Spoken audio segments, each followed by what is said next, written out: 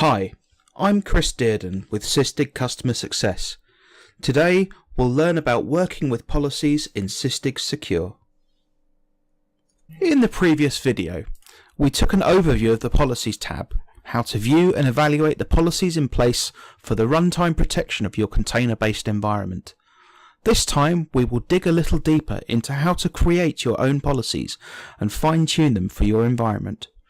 Correctly scoped and configured policies will reduce reported false positives, preventing alert fatigue where critical notifications could get lost in the noise of ignored alerts.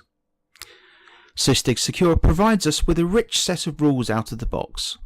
Let's configure a policy based on one of those rules and scope it to our example Java application. Let's give it a name.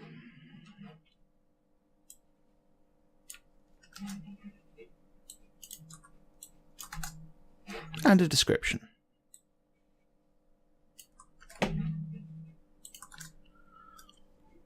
Now we can set some of the out-of-the-box policies.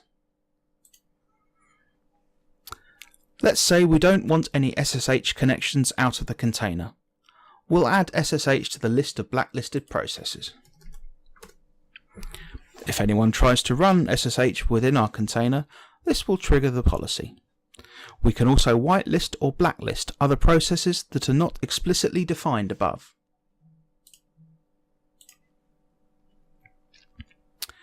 We can also control which containers we'll allow in our namespace. For example, if I want to blacklist anything based on Alpine.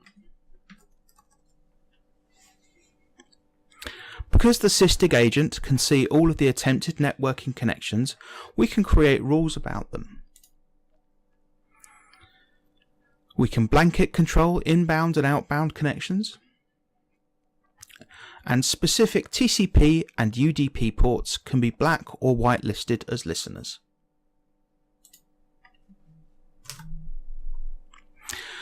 We can evaluate when a container attempts to write or read from a directory that it shouldn't do. We can even control which system calls are allowed.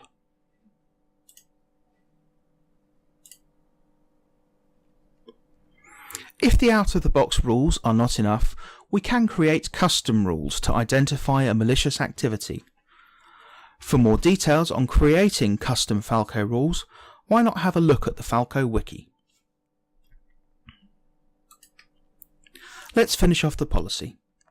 We can define the scope for the policy using any of the Sysdig tags, in this case Kubernetes namespace.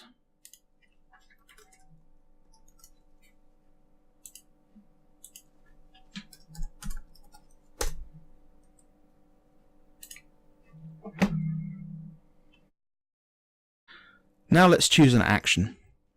Should we notify only or do something a bit more drastic? Stopping or killing a container could cause another one to be spawned by the orchestrator.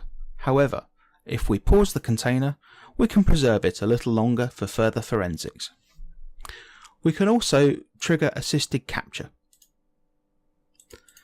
for detailed offline analysis.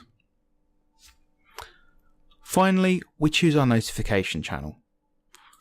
I have pre-configured channels available on this, but if you would like to configure your own custom notification channels, please see one of the previous videos in the series.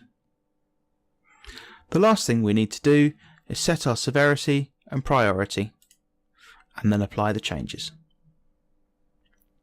That wraps it up for now.